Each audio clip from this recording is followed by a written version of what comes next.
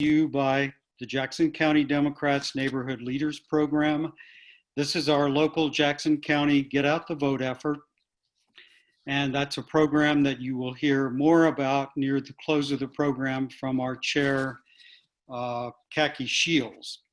I'm Fred Jenkins, and Joyce Chapman and I are co-community leaders for the Shady, Cove, Eagle Point, and Trail Area Neighborhood Leader Program. We will be moderating tonight's question and answer session with the help of Jim and Jean Buck. And before we move into our program, I'd like to put in a plug for our major Jackson County Democrat fundraiser this month. It's called Wine in Your Garden. It's a Zoom event, as everything is in these times of COVID. This will take place on Zoom on August 22nd from 5:30 to 7:30 p.m. 7 of our candidates this fall will be featured in the program.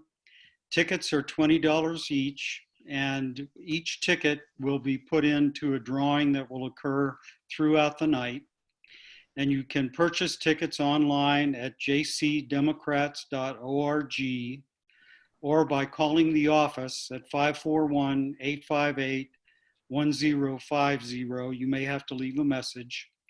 With your ticket, as I said, there will be drawings throughout the night for wine, art, and a 2-night stay at the Willowit Ranch. Our goal is to raise $5,000. I think we're doing pretty well on ticket sales right now, but we're nowhere near where we need to be. So please help us out. This is our first time, Joyce and me, at trying to do an event like this, so we could call ourselves the not ready for prime time Zoom players. David Sowers is our host tonight, and he's going to explain to us now what the etiquette and protocol will be for the evening. David? Thanks, Fred. Good evening, everyone. Allow me to go over some basic ground rules for tonight. Everyone has been muted and will remain so except the speaker. This will help prevent problems with audio feedback. We encourage your questions tonight and ask that you write them in the chat area, which I'll review shortly. Questions will alternate between Zoom attendee questions and pre-submitted questions. Questions from attendees will be presented in order submitted to the chat session. My thanks to Jim and Jean Buck, who have agreed to monitor and present those questions. We've asked them to group any questions that are on similar topics. Candidates, you will have 90 seconds in turn to answer each question. At 1 minute, Fred will sound a bell to warn you to finish up in 30 seconds. Now, let's review some useful features in Zoom. Some of you will know this already, so thank you for your patience. If you are using a tablet, some of this might not work for you, so try swiping left to find these features. I'm going to share my screen now because I have a couple slides to share with you. Fred, is that visible? That lovely shot of me there on the and my wife. You know. Okay, so first thing I want to point out is the different gallery view and the speaker view. I'm going to toggle back and forth. This is called the gallery view, and tonight we have a bunch of people, so there'll be a bunch of pictures. But if you go up to the top right of your window, it says either gallery view or speaker view. If you just click on those a few times, you'll get a feel for the two different views that will help you participate and view things and hear things in the meeting. Gallery view and speaker view.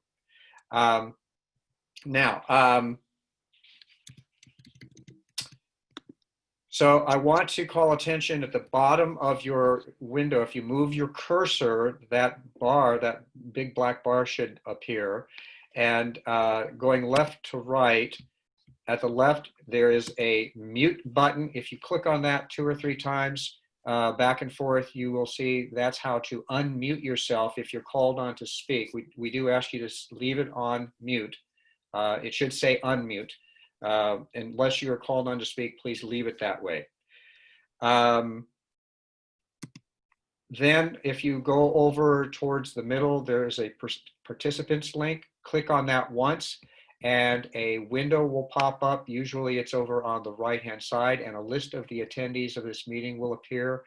Try to find yourself on that list and pause your cursor over your own name. And when you do, there should be a couple of blue buttons.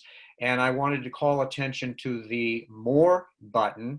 The More button, if you click on that, if you go to Rename, click on Rename one time, a little window will open. And if you don't already have your name in your picture here, I'd like you to type your name, preferably first and last, and then click Rename to save it. That's what we'll see. Then at the lower left of the participants window, there is a little blue hand. It's possible one of our moderators at some point might ask for a show of hands on a topic or something. This is where you come and you click that, and then the meeting host will turn it off.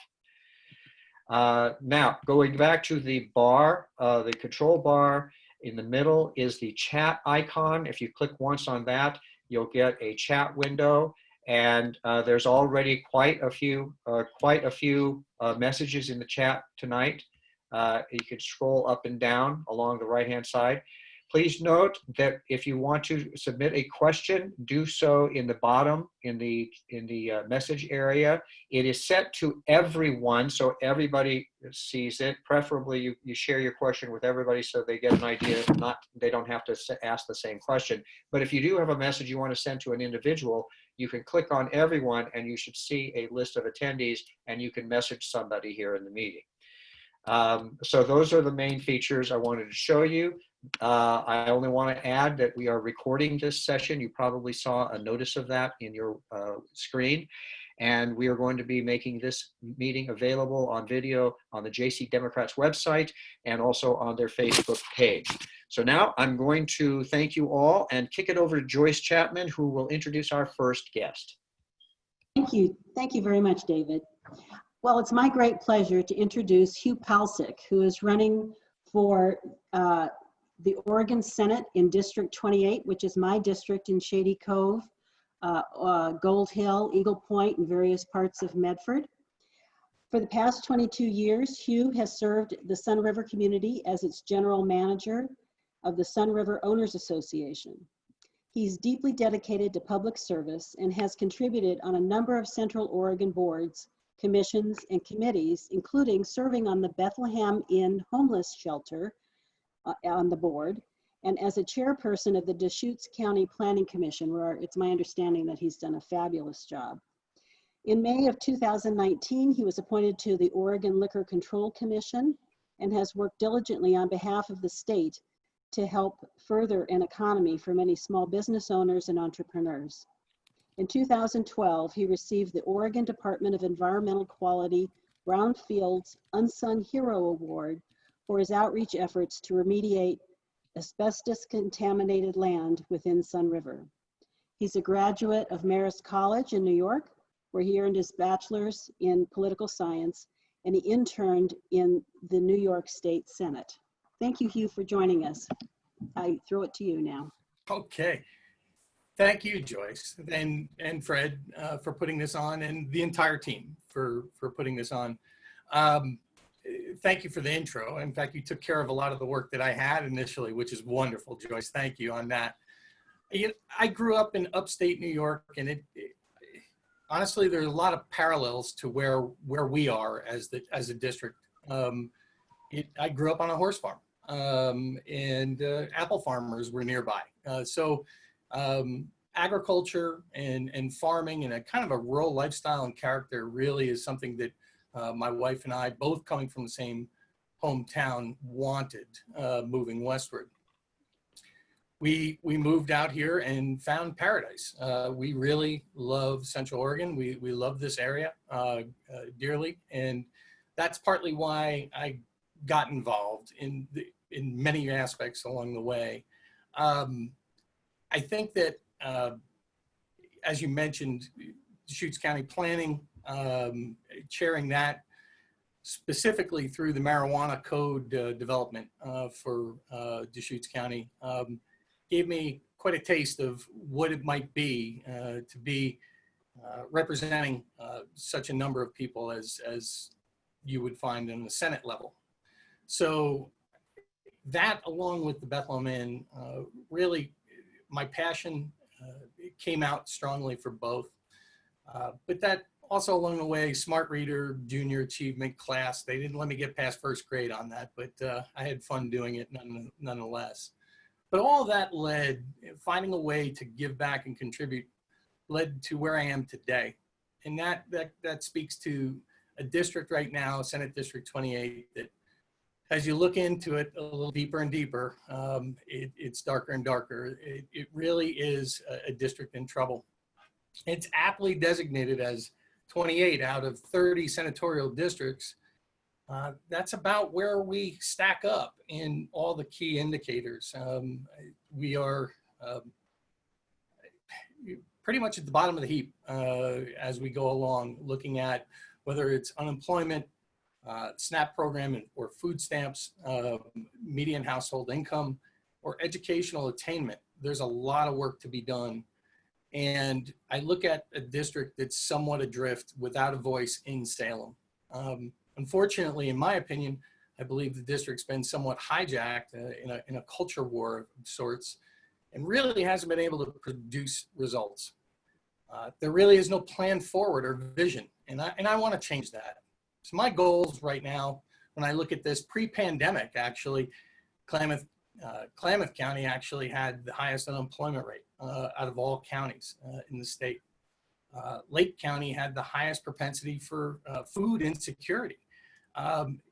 We have major issues to tackle, so we have to go after lowering our unemployment numbers for our district right off the bat. And we can get there by negotiating at the table in Salem for funding for a lot of infrastructure that has been crumbling or perhaps never even touched in the past. And I'll give you an example. Rural broadband is something that could really affect a lot of people in this district, especially now when we talk about distance learning and education as to what it is. But it requires all these pieces to be marbled together. So affordable housing needs to be also considered and how we handle that. So my land use background comes in very handy in items like that. And I think there are ways that we can unlock that for our district moving forward. I also think that the pandemic has really exposed some serious faults along the way, and something that I truly wanted to work on, but didn't realize just the dire straits we're in is rural education. I've been working with educators and administrators in the district and have worked on an 11-point plan called RISE, which is reinvest in our rural infrastructure and schools and education. So the pandemic has really, in many respects, it's as bad as it is, it actually highlighted some things that we truly need to work on. But none of this is possible with the leadership that we currently have. And I think that that's really the big issue for me. The reason I am stepping forward to get involved in this is the fact that this district is very much adrift. And those that are in charge of the district truly don't have a seat at the table in Salem, partly because of their own actions or inactions along the way. 32 years this district has been in the hands of one particular party, and the results are in front of us right now. We have a district that's laid fallow, and doing something over and over again the same way and expecting a different result is what I see. I think we can make change, and I know that there's some issues as far as demographics go and electability and so forth when we look at Republicans and Democrats in the district. But that's one of the reasons I'm cross-nominated by the Independent Party of Oregon. They understand that I'm coming at this in a complete laser focus towards results for this district. They understand that I'm going to listen to all voices in this district and represent everyone here equally. And they also understand that I have the ability, education, and background to deliver. So I would hope that you would see it the same way. And I look forward to a vigorous 80 days ahead. Thank you. I didn't know if I heard a gong, but That's where I am. Okay, I'm going to introduce Barbara now. We are fortunate to have such a well-qualified and passionate candidate in Barbara.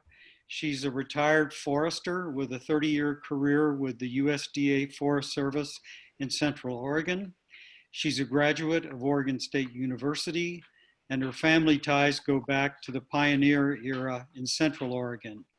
She and her husband, Steve, raised 2 children in Crook County, and they currently live in the Powell Butte, Prineville area. Barbara's retired, but she's very active in local organizations promoting social, economic, and environmental justice issues, as well as immigration and reform issues. One of the things I really liked about the biography that Barbara gave us was how she related her real life experiences and the lessons that she learned that contribute to her aspirations to secure Oregon's future. So it's my pleasure to introduce you to Barbara Fontaine, our Democratic candidate for House District 55. Barbara. Thank you, Fred, and all of you for joining this tonight. I appreciate your last comment, Fred. A friend of mine told me that the way I should present myself is based on my history because it's a bit unique, and that it's who I am and who I became. To add to that story, I born in Yakima, Washington, but I left home at 14 and ended up in Northern Virginia with a guardianship of a family, and I was basically a mother's helper, nanny, living with them in that capacity. And ended up being an emancipated minor at some point. My family had kind of given up on raising children. But nonetheless, going to Virginia, I was introduced to the idea that anybody should go to college, everybody should go to college. And it was like, okay, a person can make plans. They can set goals. And so I finished high school in Northern Virginia and a couple of years community college there. And then I moved myself to Oregon, got residency, and got a degree at Oregon State University in forest management. I pulled myself up by my bootstraps, but you know what? The community had to buy my boots. I wouldn't have been able to make it without food stamps and inexpensive college education and community health organizations. I was also very lucky, and I recognize that stuff. I had the opportunity to testify to the Ways and Means community of the Oregon legislature when they were doing their road tour to try to figure out how to deal with the budget deficit in 2017. And I realized that I'm in a very comfortable situation now with retirement, and I've been paying taxes for 50 years now, but it's because I had help from the village. I had help moving forward with my goals and dreams. And I want that for today's children and young people in Oregon's future. I have some real strengths in natural resource management and understanding of the impacts of climate change right here in Oregon. I think I can contribute a lot to the discussion on why we need to move forward, and we need to do it now. and in land use and land planning and the importance of public lands, I think I can offer a lot in Salem. Since retirement, I've been heavily involved with human dignity advocates of Crook County in a leadership role. We have done a lot of work like forum for immigrants on Know Your Rights, and we had the local Prineville Police and Crook County Sheriff's Department standing before our immigrant community and saying they're going to follow the laws of Oregon, and we're basically a sanctuary state. And Barbara, I'm going to interrupt you for a moment because your microphone is really blurry and David might have an instruction for you. okay. Barbara, can you hear me? Yes. Okay. You're breaking up. You're breaking up. And what I would suggest here is I would have you leave the meeting and then log back in, because that a lot of times will help clean up the connection. Okay. It's getting very warbly, and so parts of it are cutting out. And Fred, can we make arrangements for her to finish up when she gets back?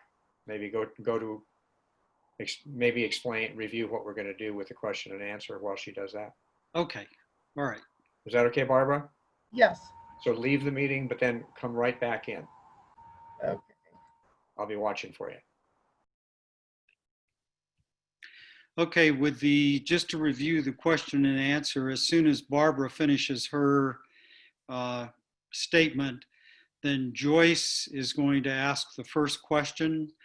And after that question has been answered by each candidate will get an opportunity to take 1.5 minutes to answer each question. And then the next question will come from Jim and Jean Buck, and what they're doing is picking up the first questions that come up in the chat box, and they're also trying to combine any questions that might be on similar topics. So we'll just alternate back and forth between Joyce and Jim and Jean Buck. Also, anyone who's willing to put up a yard sign for Hugh or Barbara, if you would just put your name in chat and say, I think, yeah, you're identified. So just let us know if you're willing to put up a yard sign and we will deliver one to you. Thank you. I'd like to just say one thing about the pre questions. We weren't sure how many people were going to show up and we wanted to be prepared. So that was one reason that we sought some questions ahead of time. But the other reason was to make sure that our other communities who may or may not be able to get on this call could have questions answered. So I reached out to several organizations and received information back from people related to healthcare, to the Latinx community, and from the LGBTQ community. So I just wanted to make sure that we were reaching out to everybody and not just those on the call. So that's why I did it that way. Or we did it thanks, that way. Chris. So Barbara, you want to try again? I'll give you a couple more minutes and then I'll give you a signal after that. I think we were kind of able to hear what you were saying, but it was just, there was some garbling going on, breaking up. So maybe just do a 2-minute close. Okay. Well, I think I was talking about what I've been doing since retirement and involvement with social justice organizations. I've been involved with several events for the immigrant community here, including a bus ride for One Oregon, where we spent a week together traveling through Oregon all the way to Nampa, Idaho. An amazing experience. Also doing some work in Crook County, called Crook County Connect and More, which connected homeless and low-income people with services. uh,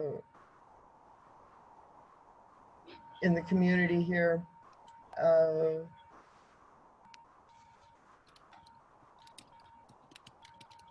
We also brought programs to town like about the history of racism in Oregon and understanding privilege and healthcare for all Oregon.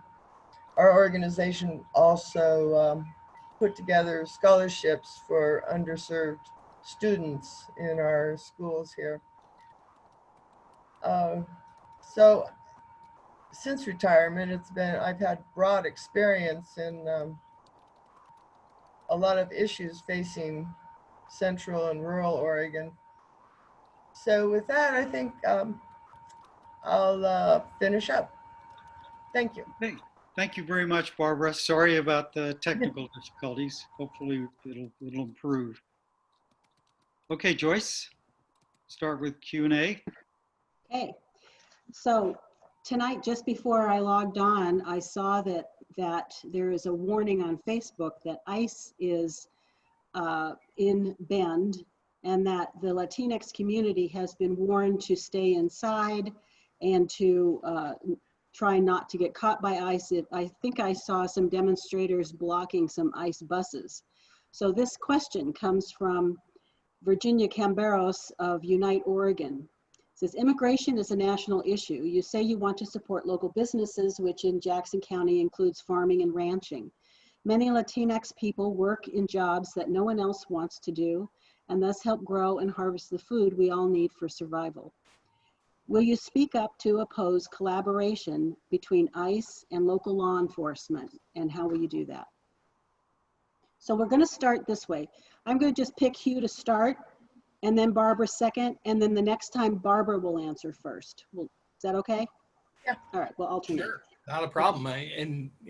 Barbara, with your background, it's certainly in your wheelhouse. So on this one for certain. So take it away after me.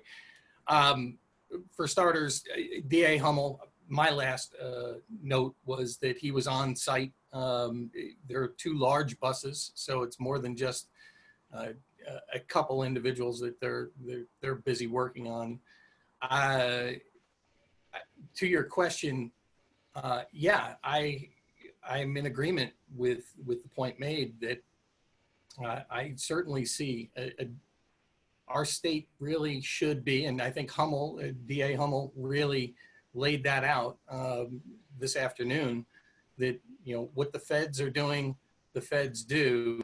However, we're bound by the state itself, and so there needs to be some separation between the two as to their whether or not they're working collaboratively. And quite frankly, I just don't see the true benefit in what ICE is doing in Bend right now, personally.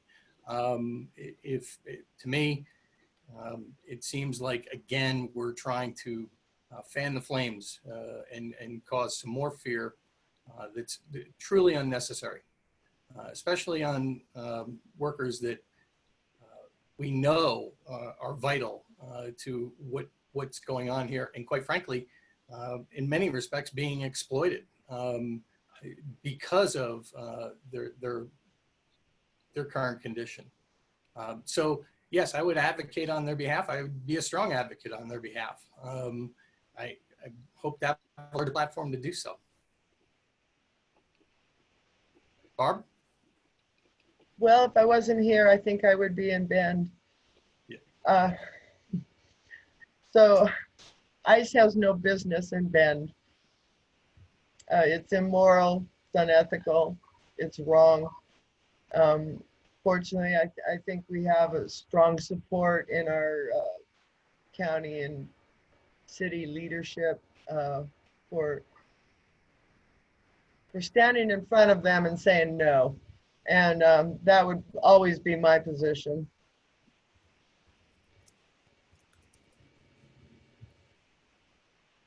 Thank you. Jim and Jean, do you have a question?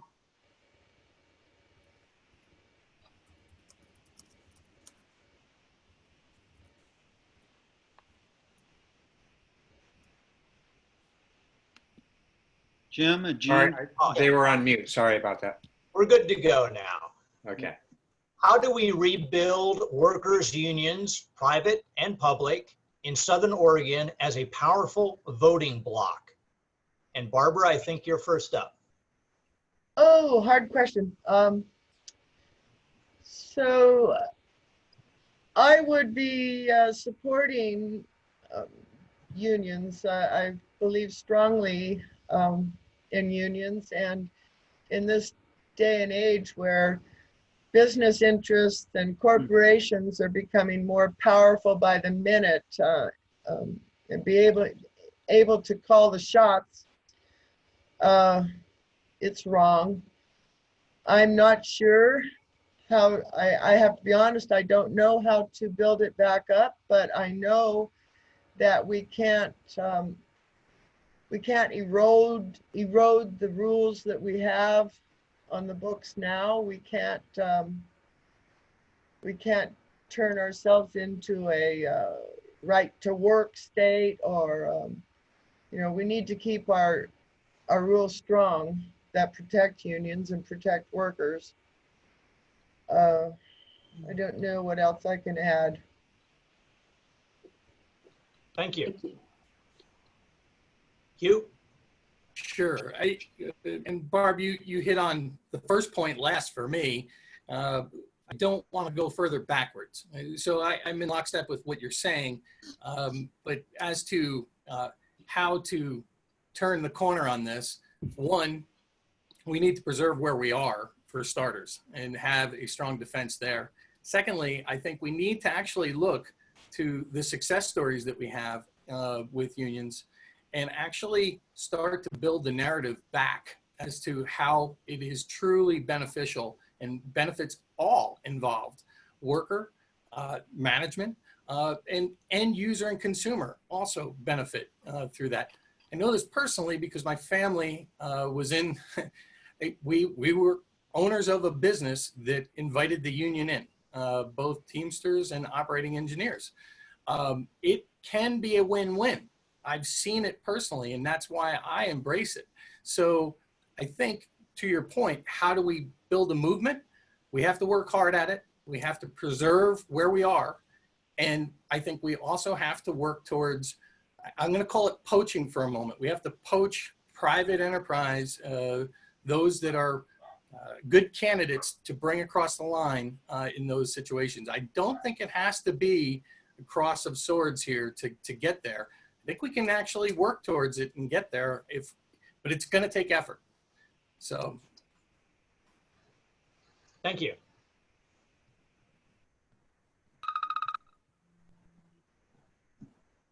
Joyce, you have a question?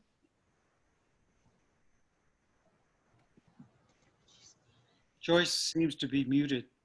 Yeah, I'm trying to get Gosh, her in that there. never All happens. right. I talk all the time. Okay, there are follow-up questions to the union questions that I saw, wanting to hear more about the Janus decision and speak more to, let me see what that was, because I know I'm grabbing that, but I thought maybe it would be a little more coherent to stay on that topic. So speak more about legal restrictions, more stump speaking. I mean, this is simply a thought. And another person wants to know, are farm workers and undocumented workers being harassed by ICE or the whole Latinx community? So those are just quick questions. Okay, Hugh? Yeah, and I think, right off the bat, when we talk about farm workers, there's a perfect area that really we need to actually pay closer attention to when we talk about unions. So it's another way of getting there. As to the legal restrictions, I think that we're going to see, especially on a legislative level, you're going to see unions continue to be hammered at across the aisle, if you will, where we're really going to need to actually shore up and be protecting. For instance, a right to work state, really you're taking workers and putting them in a position where they truly are beholden to that job. When you look at, for instance, I'm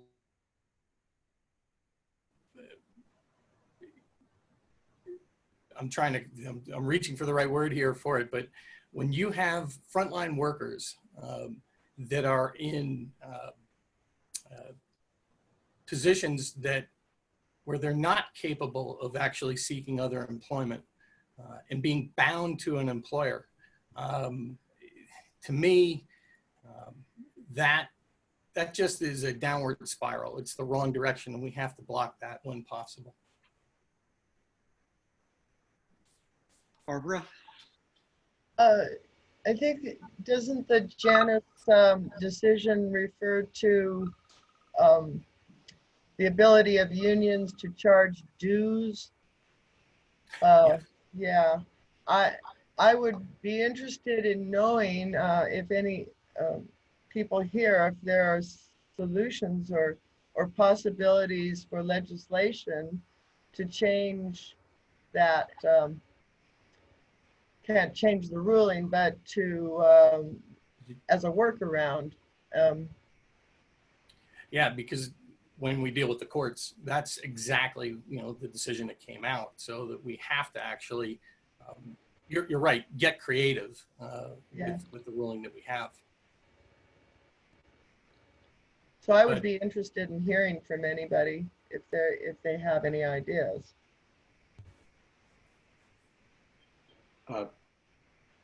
Fred, that's your call. If you want to, you can ask for a show of hands or. Well, show of hands, does anybody here have any thoughts or ideas? You go to participants and then you look at the lower left to find the hand signal. So Jonathan has his hand up. Okay, Jonathan? Hello, can you all hear me? Yes. Yeah.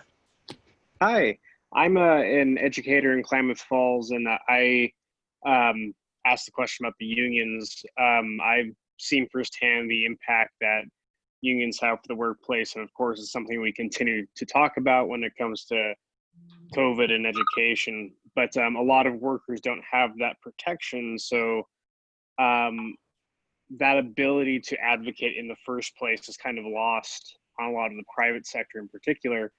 And my experience has been that some don't even realize that unions are still a thing. So I think on the part of our bully pulpit on the stump speech, if you will, to talk about unions, to point toward worker education and how to form a union, just to get those conversations started. Because the government may not be able to solve all the problems, but for workers to even advocate in the first place, they need to have that union base to then negotiate. So we don't always have this tug of war between employers and government.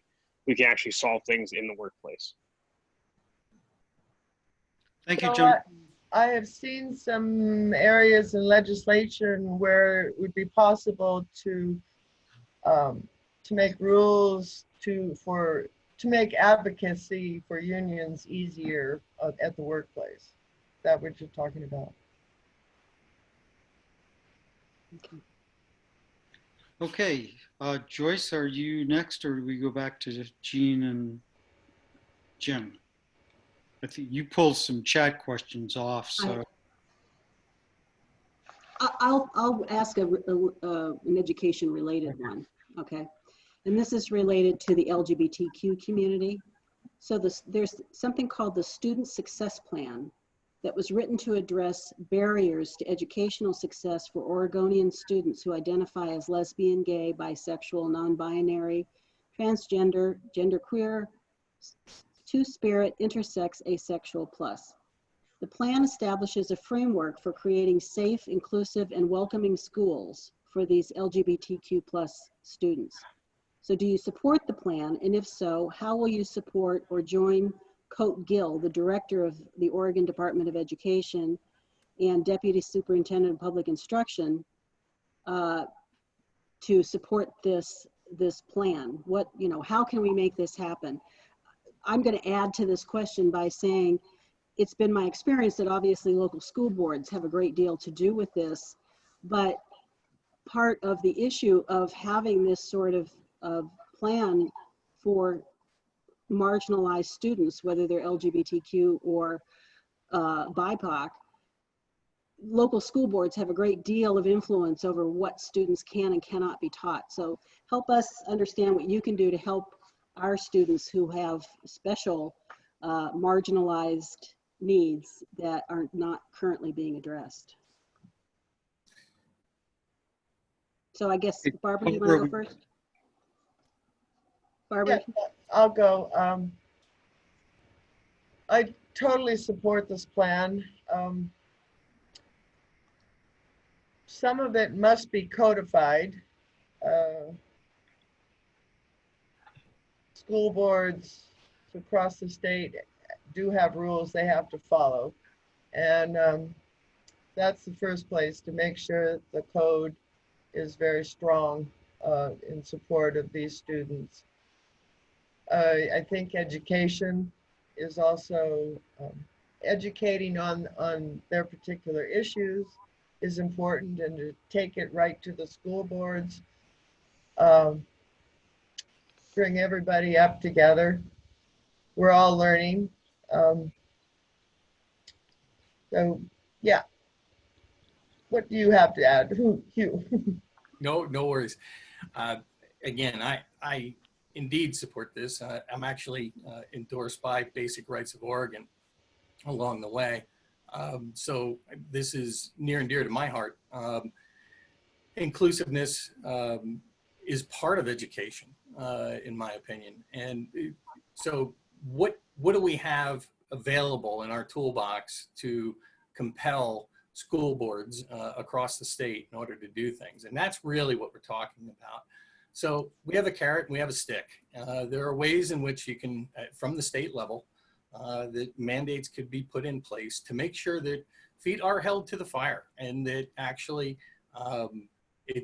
you're seeing proper application and consistency statewide.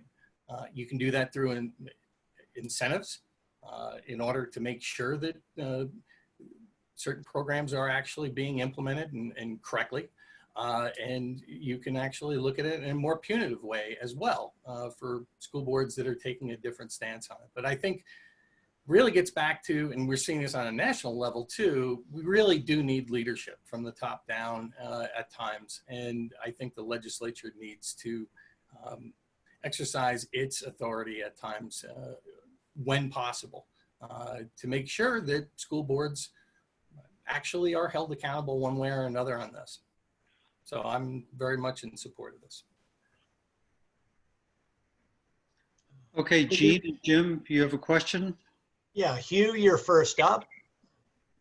How are you able to get in touch with voters, and how do you overcome the Republican majority in your districts? Well, I'm going to start by going to everyone's house and knocking on it. No, I'm only kidding. Not with COVID-19. That certainly is not possible. It really has changed the ball game because, quite frankly, you know, I believe that's our best shot, getting in front of people. I think the more people see, hear us, understand what we're about, how the fact that we actually do have a vision forward, we can turn some heads. It's going to be a very active 80 days or so left in this campaign. It's interesting because we're looking at have to get creative, whether it's radio. And to be honest, we're looking into a host of ways to, thanks to Valerie in Klamath Falls, we have town halls that she is scheduled routinely for the next 2 months, I believe, both Zoom-wise and also in person. And of course, we need to do that at safe distances to make that clear.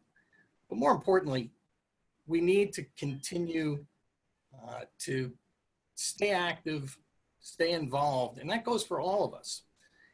Now to the demographic issue of, you know, the kind of lopsidedness, if you will, of the voter rolls. First of all, there's a lot of non-affiliated voters out there. So it's a huge question mark as to where they are. And secondly, I think that there's enough people out there, and I'm hearing it as I go around, even in Lakeview, that we've had enough. We're not getting anywhere doing it the way we're doing it. So we're going to need to continue to pour on the heat. I mentioned this in a Zoom meeting not too long ago. Kind of a sports analogy. I play to the whistle, so I'm going to keep going all the way to the bitter end here, and hopefully someday I'll meet you all in person. Thank you.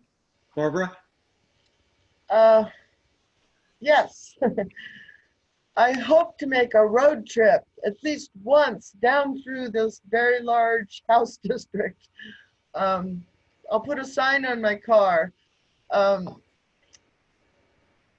would be interested in knowing of any community events where I might stroll through with my mask on, 6 feet apart, because it is definitely a challenge. I was looking forward to all the county fairs.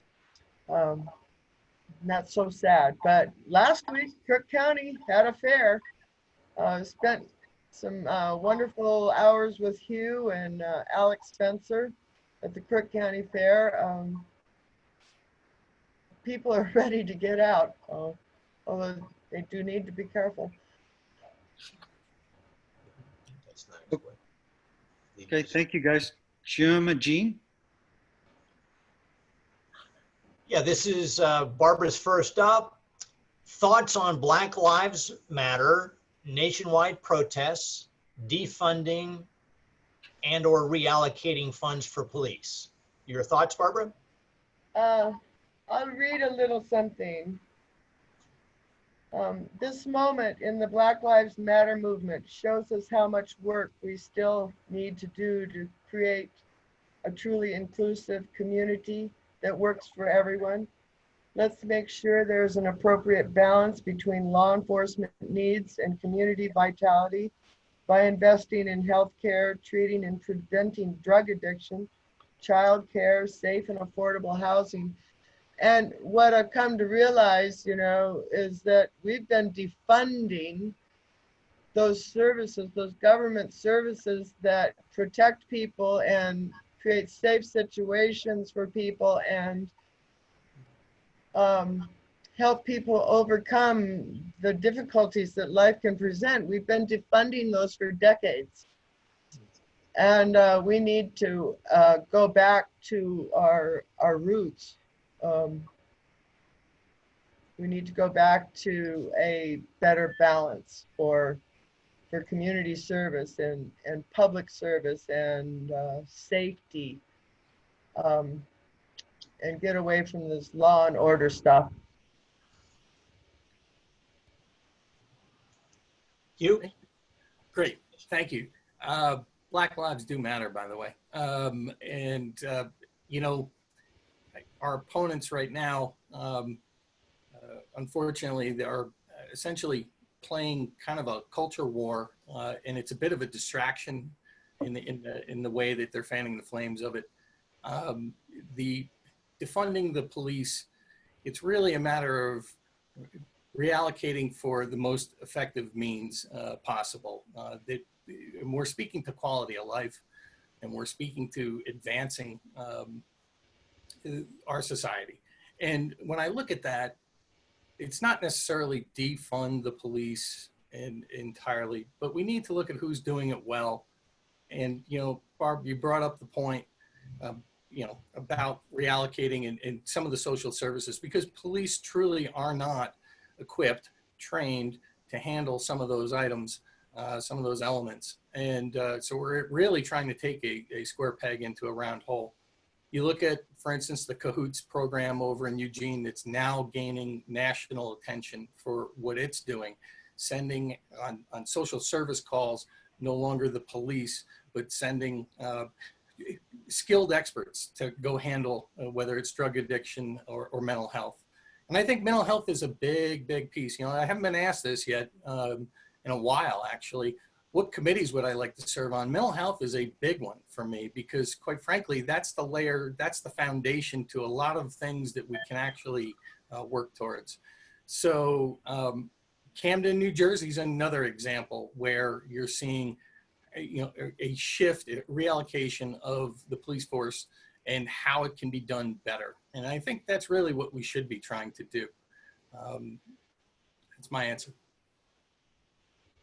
Hey, Joyce? Okay. This is somewhat connected to just this discussion. I'm going to combine two questions. What advice would you give to the legislature authorized Universal Health Care Task Force to achieve universal access to health care in Oregon? And do you believe that disparities in Oregon healthcare conditions and outcomes can be linked to systemic racism? Why or why not? Hugh, go ahead. Sure. So I'll take the last part first. Yes, they are linked. I think that there have been studies that prove that.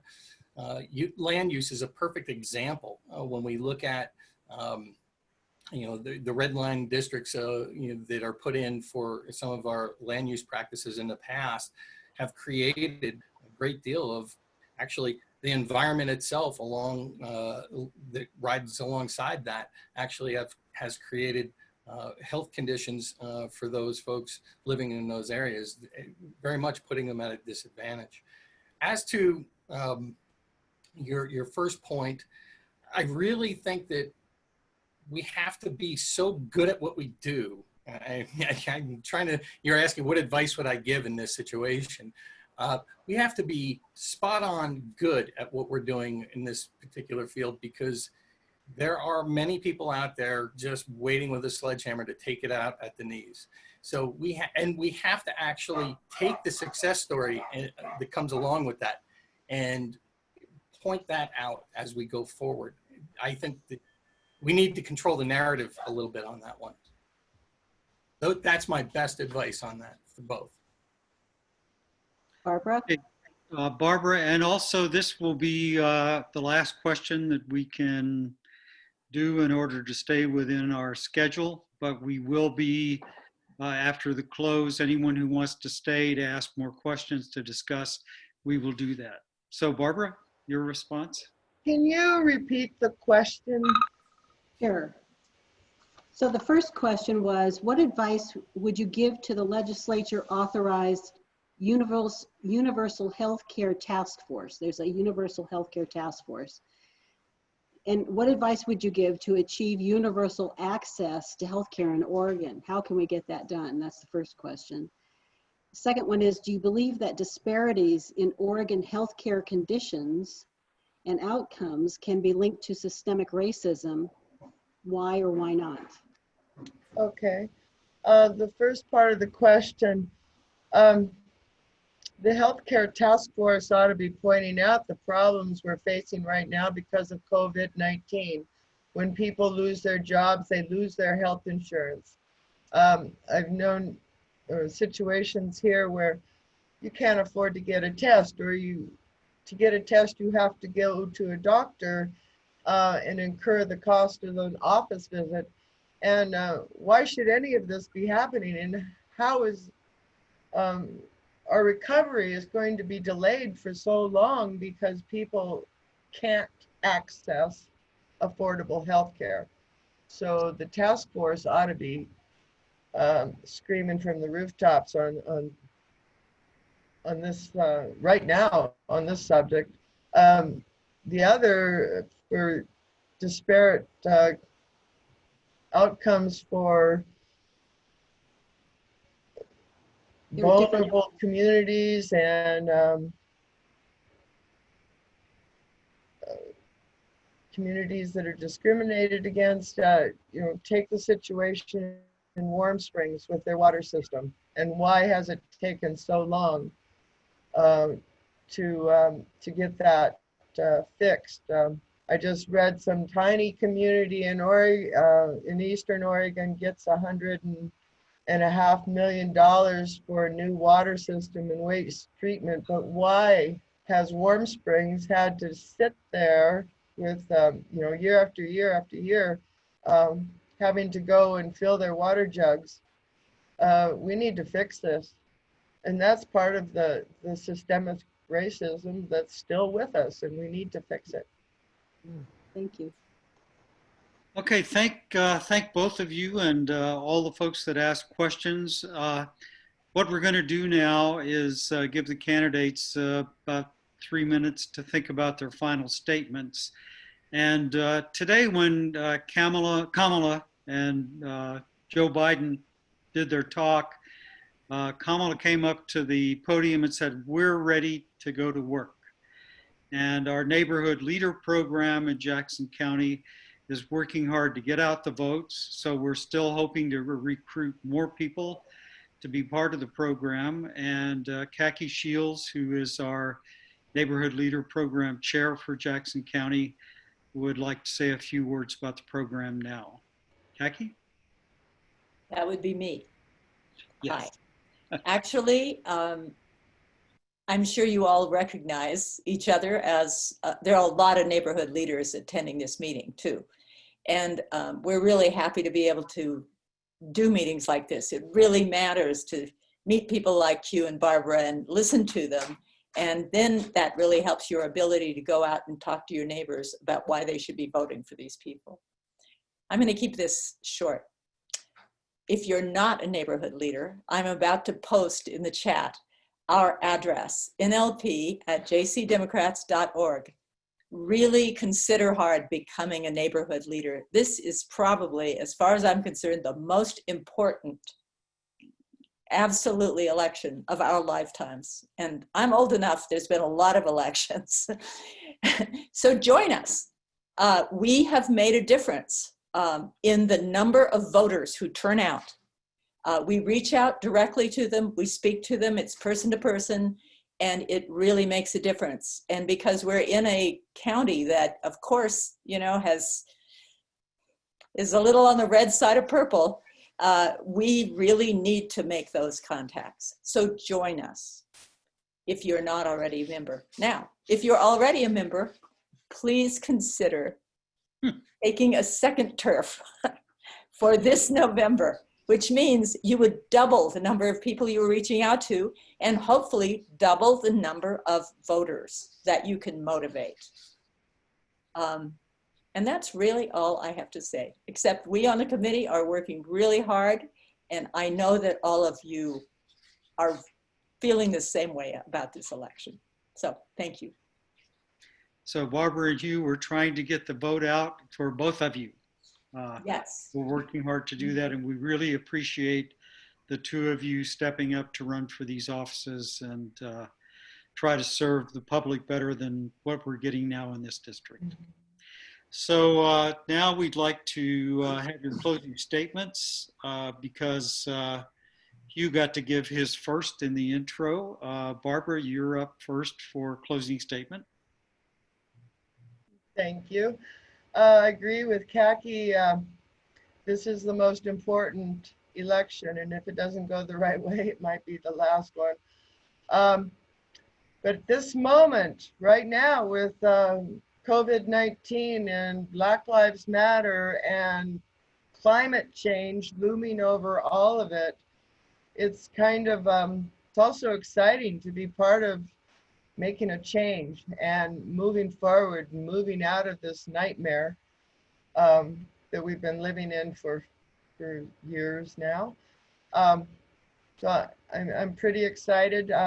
I was a reluctant candidate, but this whole business is kind of growing on me, and I've been learning so much, and I'm eager to continue with the next 80 days. We're going to do it.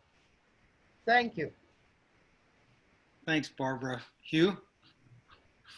Well, Joe Biden, with his pick and announcing his pick, said that Kamala would be ready on day one. And what's interesting about that is, and here's hope for you folks, I had a dyed-in-the-wool Republican who cannot stand our current governor write a letter in support of me in the Lake County Examiner saying Hugh is ready on day one. And this is the first time I would vote for a Democrat because we finally have one that can actually get something done for us. So there's hope out there. And I would say to all of you, keep your both feet on the pedal at this point. 80 days, we can make a lot happen in 80 days. Things have to change. And I truly do believe that. This is, as you say, this is an election for the ages, and no doubt.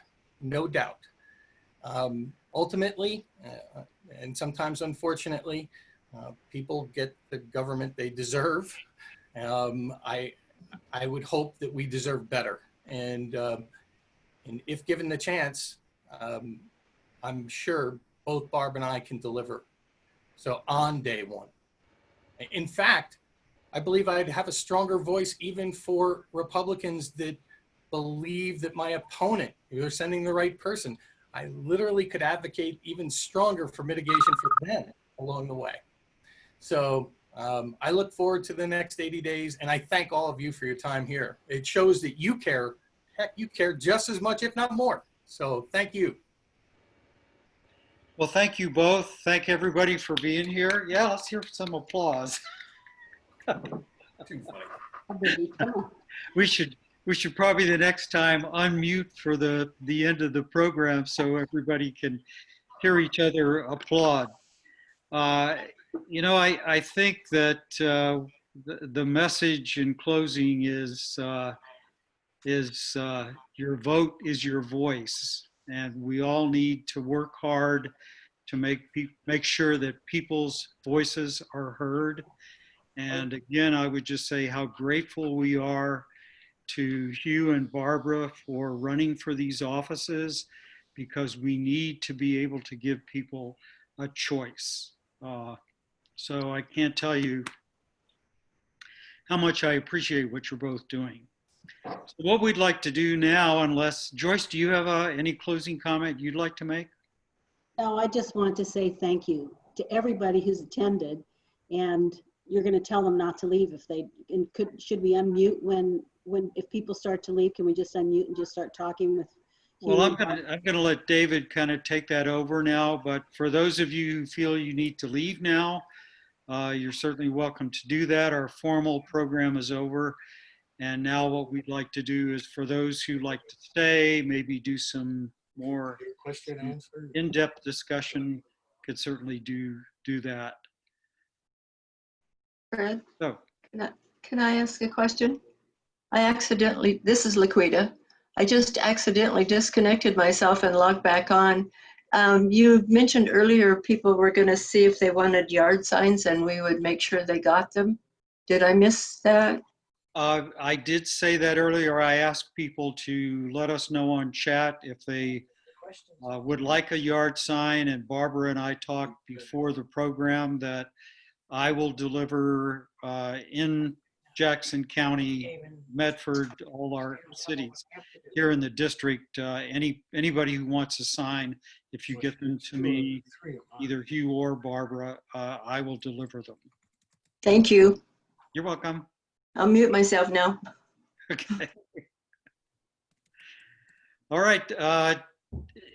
Does anybody, what do we have, Jean and Jim, in terms of the queue? Any questions that weren't asked?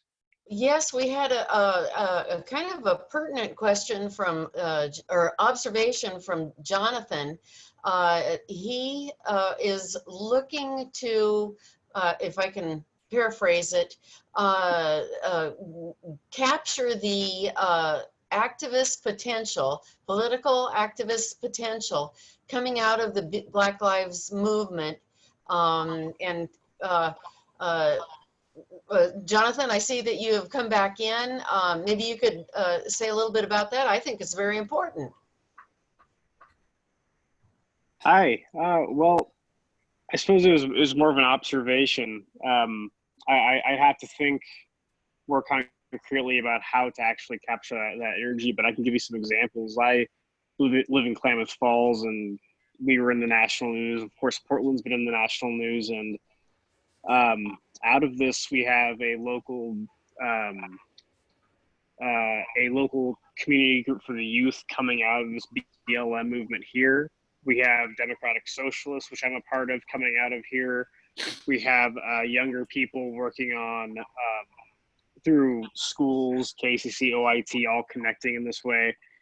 And I think what tends to happen is these movements become a little bit scattered, and just to kind of think like as the Democratic Party, as an institution, what can be done to kind of harness that.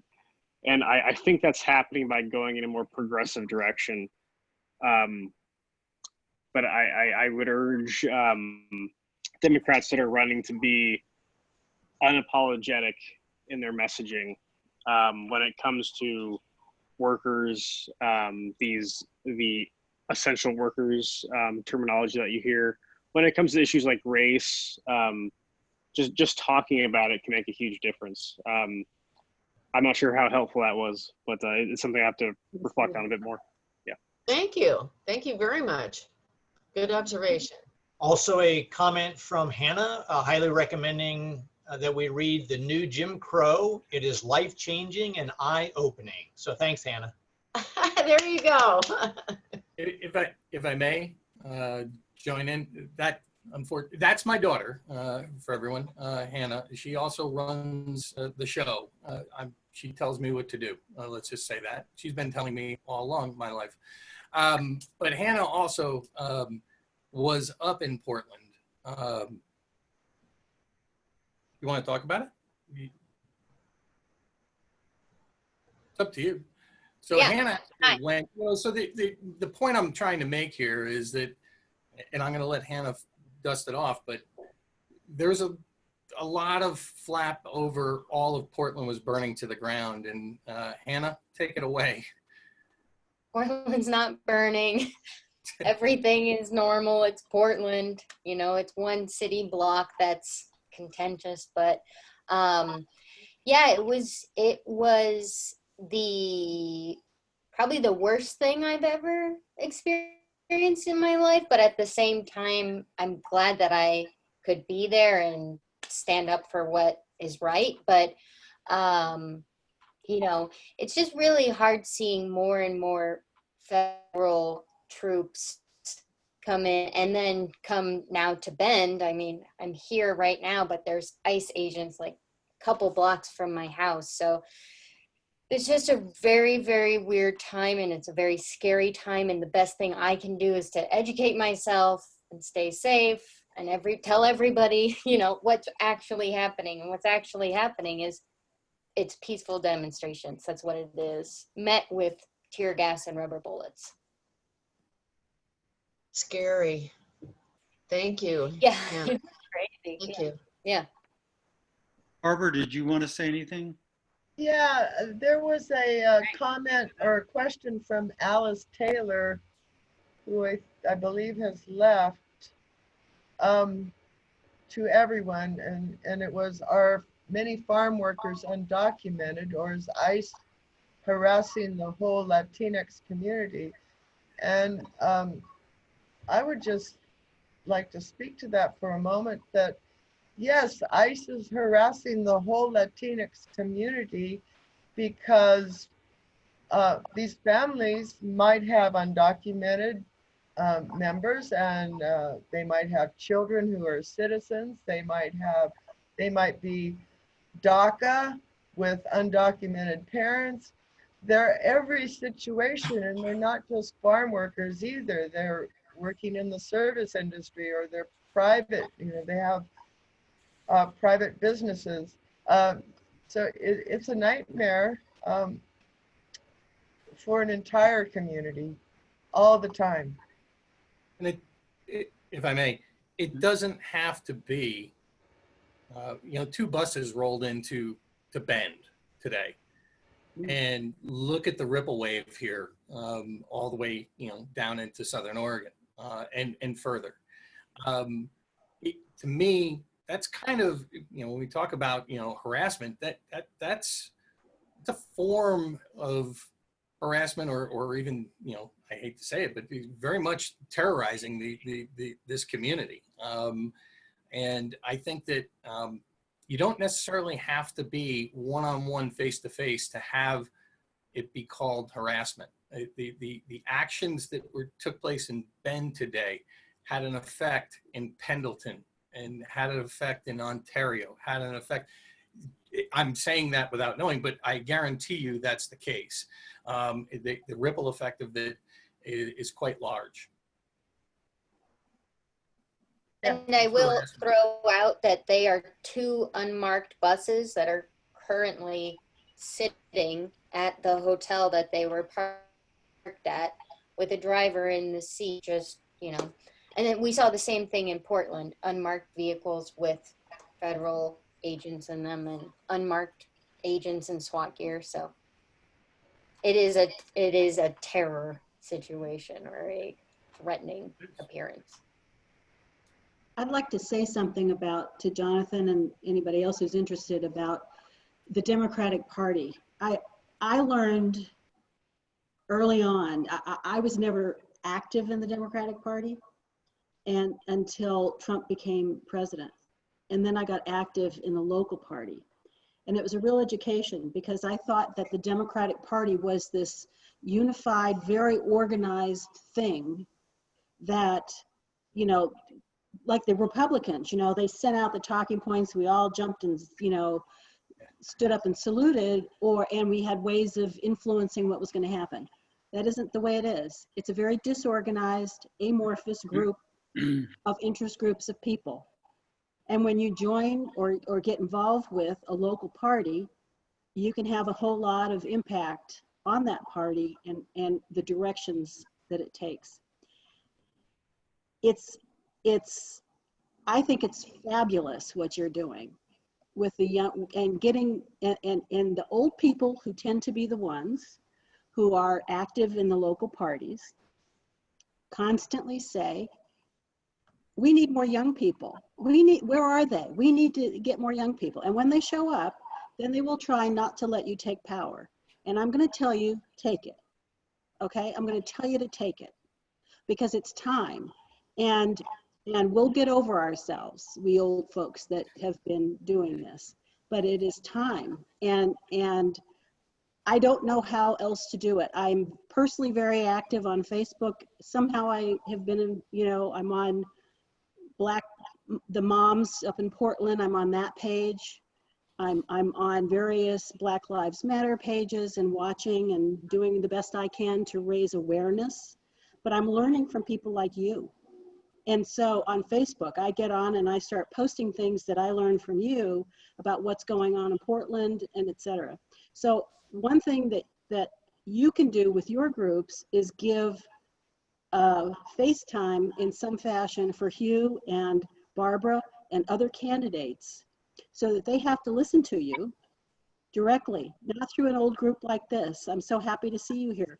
But if they have to deal with you directly, you know, then they're going to hear from you and you're going to influence what they are thinking and how they're going to present themselves because they know that you're interested and that you're likely to be a voter.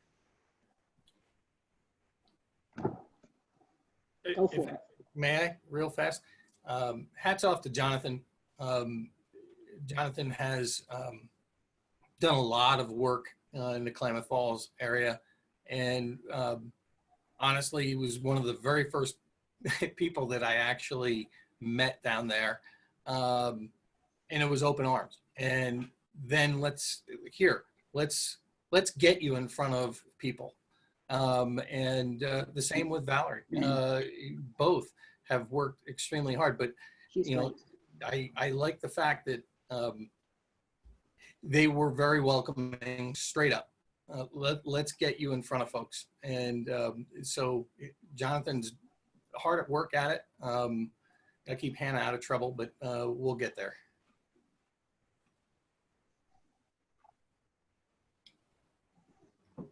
So any other questions or comments people would like to make? Bill's raising his hand. Bill. Hi, yeah, thank you. Been a really good program, and thanks to the candidates and the moderators. This may seem like a silly question, but Senator Dennis Linthicum values individual rights over wearing masks and keeping distances. what would be your take on his position? And so take it away. Sure. Well, first of all, I don't think the science backs him right off the bat. So, facts and data are important, although they're easily disregarded by my opponent. I'd offer him a mask right off the bat. I'm going to say it is rather embarrassing for us in Salem to have the Oregonian reporting on our representative wandering around without a mask. He's demonstrating that, and I understand he's trying to demonstrate his freedom. What he fails to realize is that your freedom ends when it starts to affect others. And I think public health and safety stand in, at a higher level. So the other issue, I know that he has come out with newsletters and recently a press release, a hypothetical press release today, actually. He is baiting, he's chumming the water with just empty rhetoric without any vision or plan for this district. And that's troubling on top of it. So while you can have something that might fit on a bumper sticker and sound wonderful, it didn't put food on anyone's table. It didn't find a job for anybody in this district. It's the reason we're in the condition we're in right now. And I truly believe that. So when we talk, back to your question about masks, I'd offer him one right off my face. Here, take mine, because you need it, pal, right off the bat. Barbara, did you want to make a comment? You're on mute. I would add that there's no freedom. Nobody has freedom if they don't have health, housing, food, safety. It doesn't exist. So put your mask on.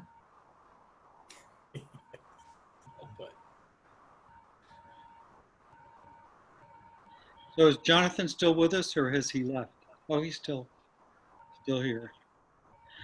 Yeah, one thing I would like to offer to you and Hannah is, and it may be beyond party politics. There are some of us, in fact, David and Jim and Jean and I and Kaki are involved in talking about race group that we are trying to expose ourselves and and our misunderstandings about race and who we are as white people and our white privilege.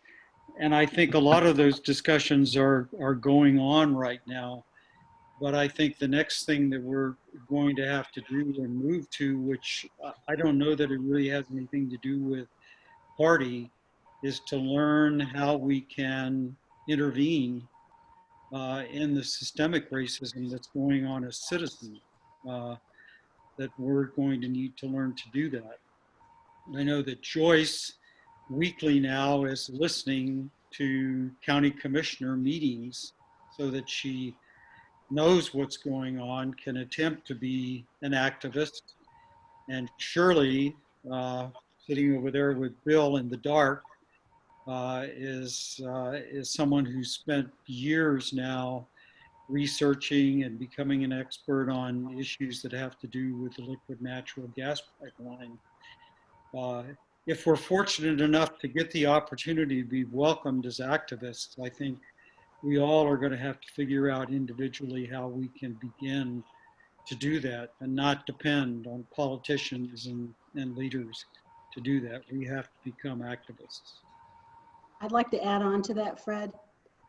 And it is incumbent upon candidates and our elected officials to educate themselves to know what we're talking about when we say systemic racism and what that is and how it invades not just redlining, but all sorts of laws, health, the way that health care is delivered, the way that loans are made, the way that police enforce their will on people.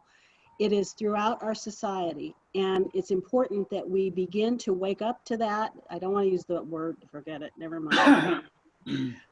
We need to become more aware and to change the laws, to recognize what those laws are and their impact. And the only way to do that is to listen to people of color, is to seek it out.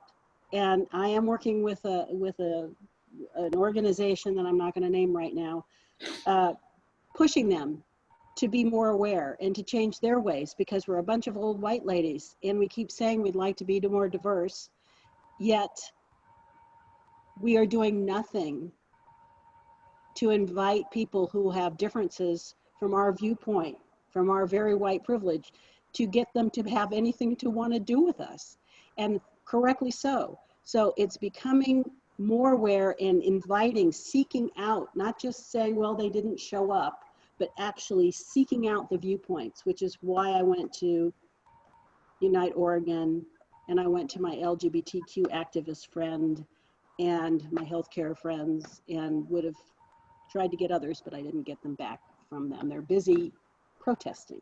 But it's important to seek it out, not just wait for it.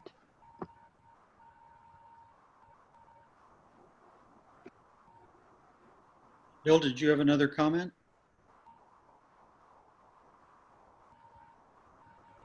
No, just approval what Joyce said. Ah, okay. So anybody else want to questions, comments, candidates? Is there anything that you're burning to say that you haven't been able to say earlier tonight? There's a question in chat from Lois about what can be done to help ensure ballots get there. And so they're removing mailboxes in Eugene, right, Joyce? I hadn't heard that. And maybe this is an NLP question. Any comments on what more can be done? Who are you asking? Anybody in particular, anybody who wants to. Well, you and Khaki can probably answer that question. The answer about the mailboxes is I saw a post, somebody had taken a photograph in Eugene today of a truck taking mailboxes away in Eugene, Oregon. I had seen a post that I wasn't sure was true yesterday about mail sorting machines being taken away in Iowa. So, Khaki, do you want to opine about early voting or anything like that, or want me to keep blabbering? You want me to do it? Okay. You're muted, Khaki. Joyce, Keep I'm going. always happy to listen to you. Okay. Well, However, one of the things that we can all do is vote the minute we get our ballots in Oregon, and we can encourage everybody else to do that as well. So if you have friends, ask them how they plan to vote. That's one of those neuro-linguistic things that gets people to actually make a plan. Because if you ask them, well, how are you going to vote and when are you going to vote? What are you going to do about this? Then they make a plan in their head. So Ron Morgan, who's at the DPO, put out a post about how are you going to vote? And he described how he was going to vote and then said, share it. So I shared it, and a bunch of people then started saying how they were going to vote.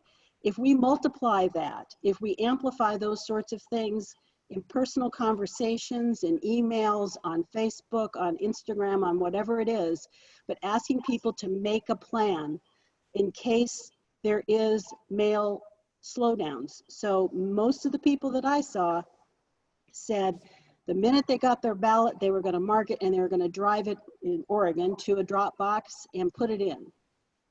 And that's what, I would encourage everybody to do. and that is basically what a lot of our message for neighborhood leaders is going to be, to vote as early as you can, and to use a drop box if you can, just to take the pressure off the post office. we don't actually at this point know what the situation is going to be. We're just, getting worried, that's all. And the other thing I'm gonna say is everything says it's person-to-person contact. Everybody's been writing a million postcards, that's great. It's something to do, but really, if you can get somebody on the phone or you can talk to somebody socially distanced, if you could just contact your own people in your address book and your relatives and say, I'm voting, are you voting? That is a really good way to start. So At home. you wanted to make a comment? Hi, yeah, first of all,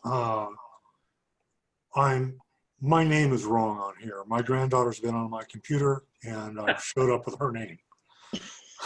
My name is Art. And I agree 100% with the do-it-yourself mail. And if anybody removes your mailbox, put up your own. No, Nobody these were can take your mailboxes mailbox away. for, these were where you put mail in, to mail, to post something. These are the big blue boxes. Oh, the blue boxes, of course. Well, in that case, you'll have to do just like you suggested with the ballot, and that is take it to the post office and drop it off, or hand it to a mailman. Or drop boxes. Yeah. It's insane, but that's what they're doing. Anything to hinder voting. So, Hugh, you had a comment? Yeah, and very much along those lines, when you no longer have a vision forward, you no longer have ideas, the only thing left is really to suppress a vote. And I see that. This is not conspiracy theory talk, folks. This is happening in front of us. So everything that you're all talking about as far as urging early voting, in means in which getting people to connect and take care of this most important business sooner than later will really matter. I actually am less fearful in our state because of the way that we have done it. Not to say that we're 100% here, but I worry about some of those coin toss states that really 2% makes the difference. And, you start messing around with mail sorting or what have you, and we're really in trouble. So, but that means just where we are, we have to do what we can do. But it's real, folks. And so I'm right on board with you. Sad. Okay, well, if people do not object, I think what I'm going to do is call it a night for us. It's really been wonderful being with all of you. I want to thank everybody who showed up, but I especially want to thank Hannah and Jonathan, for spending time with us and sharing your experiences and your thoughts. So, And Hugh and Barbara. and yes, and you and Barbara, but it was their party. So thank you both for being with us. If there's anything that we can do to help here in Jackson County, please let us know. Like I said, I'll be glad to take signs. And thank you both. Thanks everybody for joining us tonight. Stay in touch. Stay in touch. Thank you, everybody. Thank you. Night.